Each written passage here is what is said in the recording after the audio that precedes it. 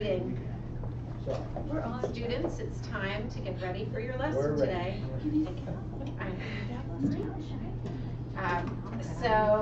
Welcome to our committee meeting for today. And let us first welcome everybody. Hello, Mrs. McNally. Hello. Our student representative, I think, had a tennis commitment today for the team, and I said to him, team comes first. We can be second. Welcome Patty and Sarah and Chuck and Lydia and Mr. Batchelor and Mr. Petiti. And with that, Mr. Petiti, will you take us into your administrative remarks? Just real quick, the audience at home can see the photos that we have, a few photos we have around, but I wanted to draw the attention to the committee that they've been swapped out. The photos that were once there have been updated with the more recent photos. So just wanted to draw that to the attention of the committee. It's a good idea. Very nice. Yeah. It's a different school now. I don't think so. They're wonderful. Can we add to them maybe at some point in time? That's first toward stage one. We have a good amount of photos that we've actually had printed and framed. And then we'll move on to the next stage, but I don't just want to put the cat out of the bag just yet. But that's where we are. Wow. Yay, that's exciting. That's why we're here, is for those beautiful faces. So anyway, then we'll move on to public comment, but it looks like the public has abandoned us today. So it's just us. Chickens. There'll be another one at the end, and maybe somebody will join us at that point. So in the meantime, let's move on to the approval of minutes. Everybody get a chance to look at the minutes. They look good to everybody? Okay, so we're going to consider the minutes approved and move into our first agenda item, which is the status of the communications policy, number 903, and its administrative regulation.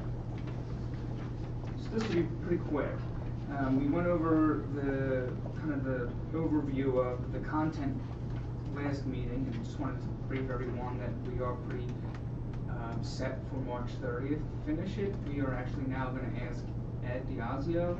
I understand he's looking at policies and policy writing, so he's agreed to take a look at the AR and help with a couple sections that I could use some more feedback with and some fleshing out. So it's good to have him on board, and we should be good to go for April 1st, so that 3 policies again can be rescinded, ideally by the April, if there's room on the agenda, the April board meeting. And those 3 policies will be news, media relations, publications, and public relations objectives. That's really it for that agenda. All right, that's great. And you have your board president here, so she'll make room on that agenda for rescinding of 3 policies in April, if you give her the green light. Anybody else, any comments on the administrative remarks? On that agenda item? Okay. So then let's move on to agenda item number 2, which is the planned public information session on Pennsylvania Senate Bill 2. Yes. So Senate Bill 2 is being weighted to the vouchers movement, and this is a short overview in terms of the ability for families that qualify in this particular bill. It's 15%, the bottom 50%. Students who attend the bottom 50% of districts according to Pennsylvania system of school assessment. So these are the students that can get the subsidies. They have to be eligible for that requirement, and that money would then come out of the public school in their area budget and go into an expense account, which they're calling the the education savings account, and that will be where the parent does ostensibly take the money that would have gone to the public school and use it for a non-pub. So we want to look more, get some more information out to the public about this. That was a very general overview. So the plan was to try to shoot for an information session in April to bring in Mary Curley, Director of Communications at the MCIU, who's well versed, excuse me, the CCIU, who's well versed in this bill and other legislation. But due to scheduling conflicts now, it seems we're moving to May. We're looking for May now to get this meeting on the books. With two kind of wrinkles. One, we gotta make sure Mary's available for the day that we're looking for in May, and two, Ms. Goldman's gonna be attending the DCIU Legislative Council meeting tomorrow, where we wanna ask them, is it too late, is May too late on this topic to bring it in front of the public? Is there any imminent or soon-to-be action gonna happen? We would doubt it to be that quick, but we wanna make sure that we're not missing the opportunity by waiting until May 8th, which is when our next meeting would be, possibly when we could host this information session. So that's kind of the, short of it with that event right now. Any questions? Great, thank you. Any questions about that from anybody on the committee? Well, I could just give you a brief update because as the ambassador, I have meetings on Tuesday actually, and we did discuss that, and they do think it might be moving. They can't tell, but from what they're concerned about is that it may be moving quicker than what they think. There is a lot of pressure being put on different people about that. There's been over 100, I think 107 districts have referendums in favor of it, or opposed to it. Yeah, In a- let's get this straight. Get that straight, This but isn't in a what- sense, what kind of worries you a little bit is if you're a legislator and you say, well, that's a little bit more than 1/5, does that mean the 4/5 that aren't doing it? So, some of the optics, which we have discussed all along, is that if you're just not doing anything, does that mean you're in favor of it? So, legislators need to be pushed to do the right thing, just like we all may need to be at time to time. So we'll find out, maybe we'll go tomorrow, find more information about it, and then even if,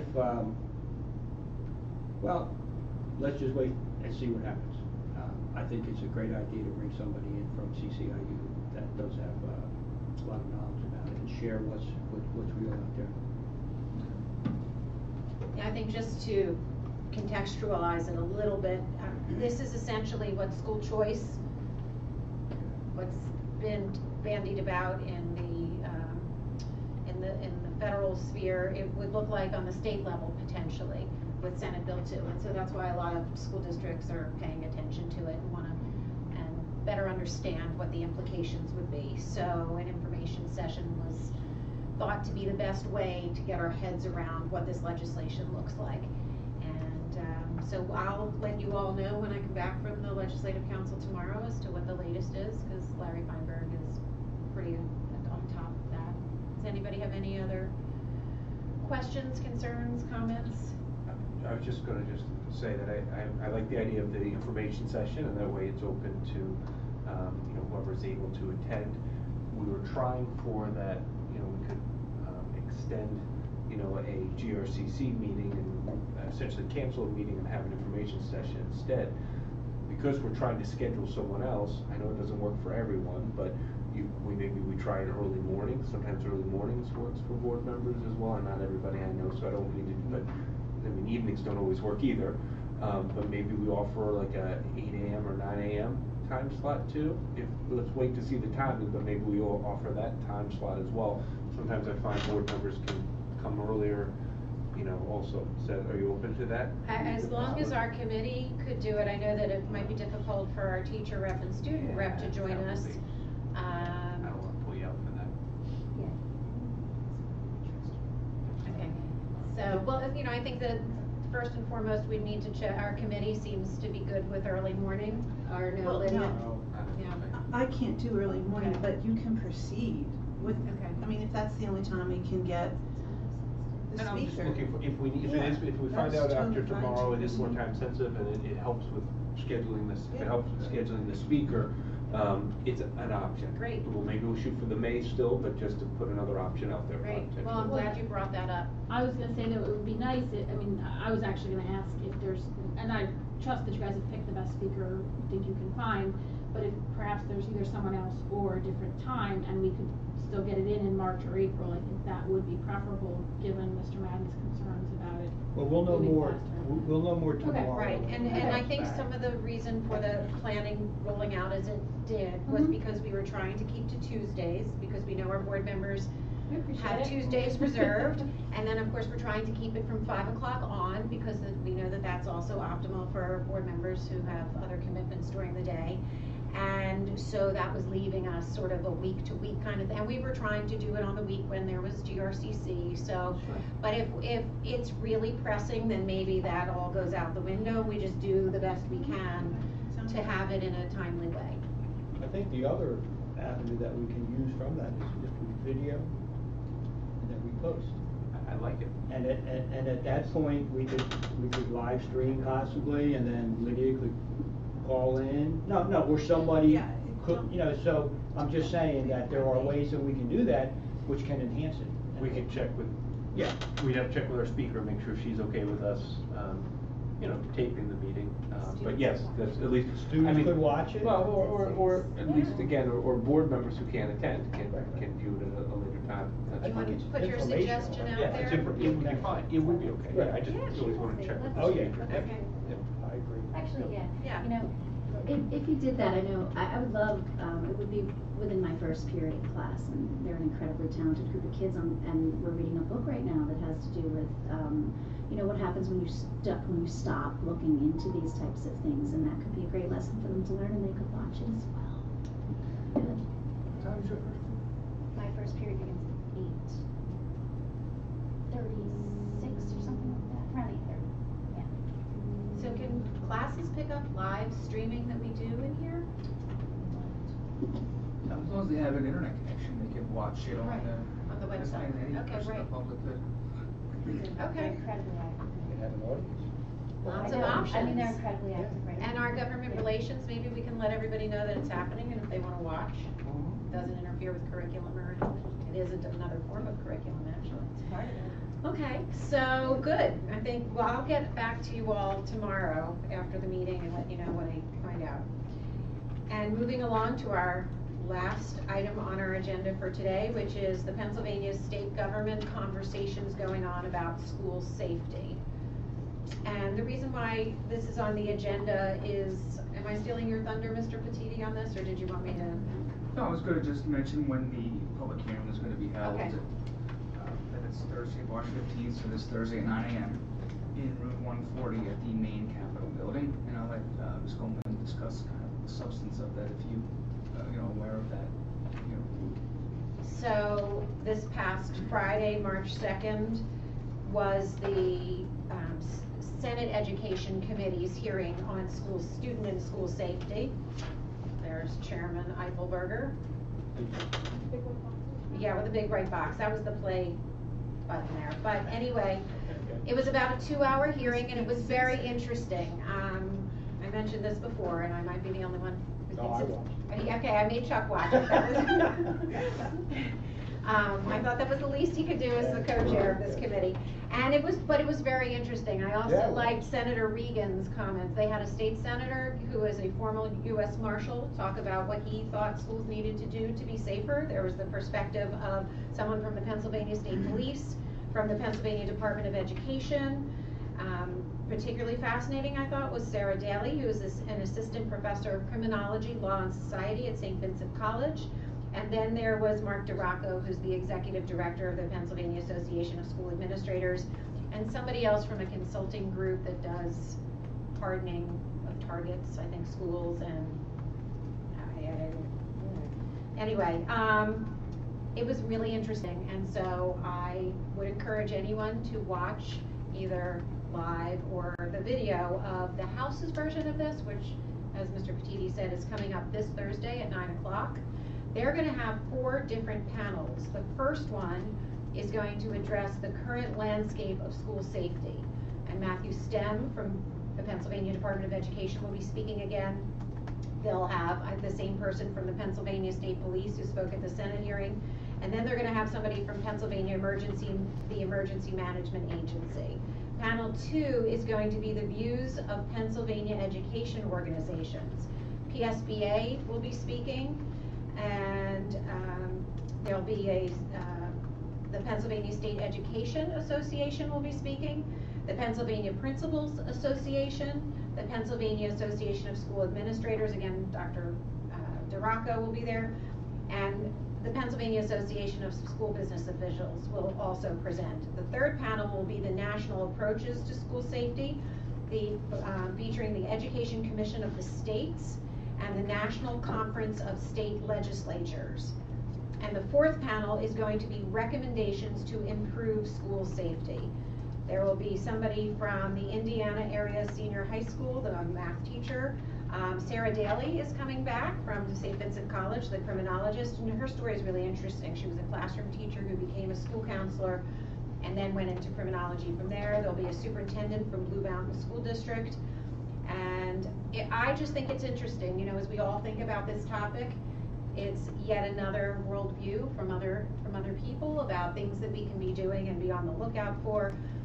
So that's why I just wanted to mention that these are going on. There's also a tremendous amount of legislation that's been in committees for some time.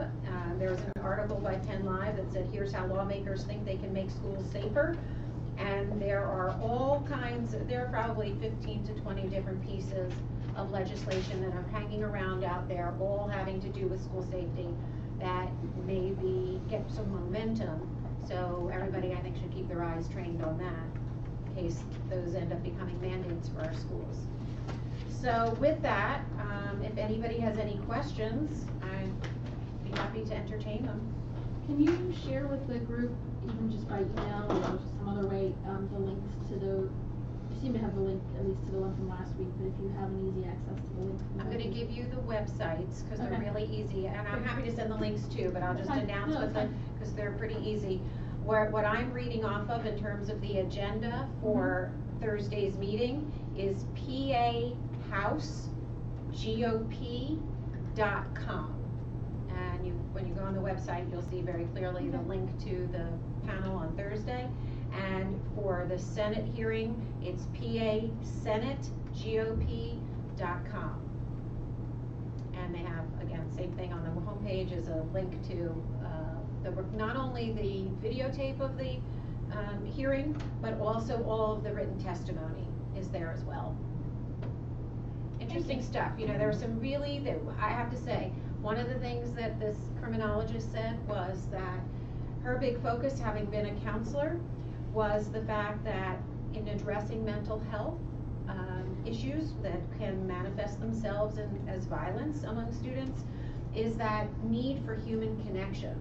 And one of the many things she offered up as a suggestion was something similar to the hello promise, where kids who are lacking in connection with many other people, perhaps in their families or among their peers, have at least a teacher. So when they walk in a classroom, it doesn't cost any money, but there's a teacher at the door who makes human contact with that student every day and says, "Hi Amy, how are you?"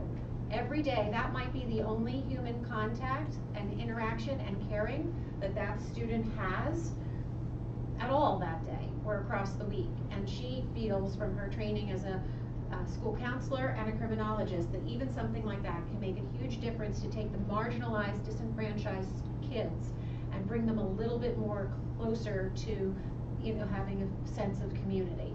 So, you know, it was stuff like that that I just thought were really good takeaways. We may be talking about that, but if we're not, it was a good idea. Yeah, those little things can be so powerful. My son has a teacher in elementary school that my other kids have had that he's commented on. He shakes every child's hand every day at the end of the day before they leave the classroom. They have to say goodbye to him, and he shakes their hand.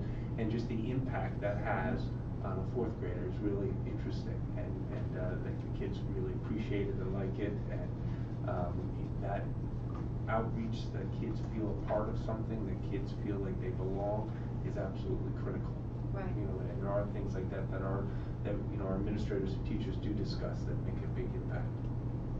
And the other thing that you notice when you watch these is what the legislative reaction to it is. So when she was proposing, Dr. Daly was proposing the idea of additional school counselors, some legislators who shall remain nameless, you'll see them yourself if you watch the videos, and you're not talking about hiring more teachers, are you? I mean, we already have a lot of teachers, and you know, it's important to sort of see what the reaction to these different suggestions are, and you may agree, you may disagree, but that's another takeaway, I think, and value in watching these, is that you can see what the proposals are and sort of what the legislative reaction is to them. Can I mention something too? Yeah. I mean, like at the middle school, we have an advisory program. So the vast majority of the children begin their day with the same teacher that they end their day with. And it's a saying that we have as teachers, that we have mental detectors, not necessarily metal detectors. So in those advisory groups, you know, I get to have contact with every single one of those students every day, say good morning every day, walk around, see what they're doing, we joke around, we eat donuts, we do lots of fun things, and we also do a lot of support for school as well. That's where I help them with their writing pieces and where they can go see other teachers and things like that. And then at the end of the day, I see them for another 10 minutes and I get to say goodbye to every kid that I saw in the morning, and I can see the difference from the morning till the afternoon, and I think it is absolutely invaluable. And I think that is something we should never lose at the middle school. I'm actually really glad you said that, because I know when we were wrestling with the middle school schedule for the past several years, that was one thing we really wanted to fight for, was to make sure that every student had that connection with what advisory homeroom, whatever you call it, with that one adult.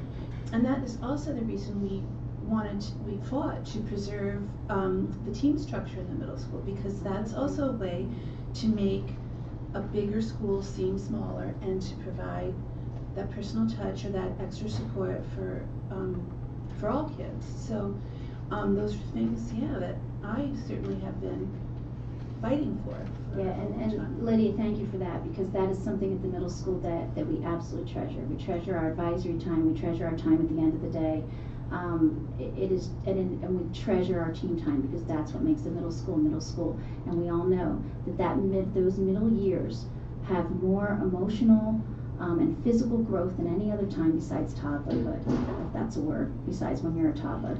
And that is the time that you need to look every kid in the eye every day. Yeah, so thanks for that. We did notice that, and we appreciate it. I can just add. I think, and I'm very proud of Radnor School System, the district. And my professional career now, I need to come up with examples of how things are done correctly. And I used this example last night. Oh, you did? I did, because we watched a video about an IEP and the development of an IEP, and it was a team that gets together and talks about the child in their roles of what they did, you know, like PT, OT, speech and things, but also as people talking about a person, okay? And I said, well, we do that. We had team meetings, we also had grade meetings, and we have the academic type counselors. So we're pulling all this together, and it's an example of actually doing the things that are being discussed that you should be putting into place in good schools. So they're here. And it just makes it easier for me to look back and say, well, that's what we're doing. So thank you very much for that. And, yeah. Great. Okay, so that basically concludes that agenda item, but I thought, given how robust the conversation is right now around school safety, it was important for us as a government relations committee to mention stuff happening at our government. And yes, and on that topic, I think it's important to also say that we are hosting meetings for our parents over the next couple weeks at each of our schools to discuss school safety. So you can find those dates for our parents on our homepage. Just along the lines of conversations about this subject, we want to facilitate those as well in the district. Could I say one Sure, other thing your too? mic. I think this needs to be mentioned, especially here in this forum, is that, you know, I'm at the middle school, but I'm sure things are happening at the high school as well. I am incredibly proud of the students at the middle school who have chosen to participate in the National Walkout Day tomorrow. They are focusing on school safety. They have incredible ideas. They think of things we do not think of. And I think that when we have those conversations, we cannot forget those children. If anybody's around tomorrow, I would welcome you to come out to the middle school and listen to what they have to say, because I'm just so incredibly proud of them. I'm going to cry again. I've been crying for 2 days. Thank you. Thank you, Amy. And Michael, the announcements of those school meetings I thought were very well done in the Radnor Reader this Sunday too. It was like if you're looking at it, you can't miss it. So I think those were well highlighted there too. Okay, so any new business from anybody? No, I wanted to mention something really quickly, and especially since I see, not to call him out, but I see Mr. Manzi in the room. And I had come across an article that said, lawmakers gear up for yet another property tax fight. I'm hoping Mr. Manzi didn't have something to do with it, but how perfect is that you're here? So that's something else that I'm going to take to the Legislative Council meeting tomorrow, because it's talking about revving up Senate Bill 76 again. And I just want to see how much traction it's getting based on this article that's very, very recent, March 6th. So, all right, and with that, we can have our final public comment. Okay, all right, the meeting adjourned. See you all next week, next month. Thanks, everybody. Michael, do you go to the next meeting, next one? I'll be at 7. Right.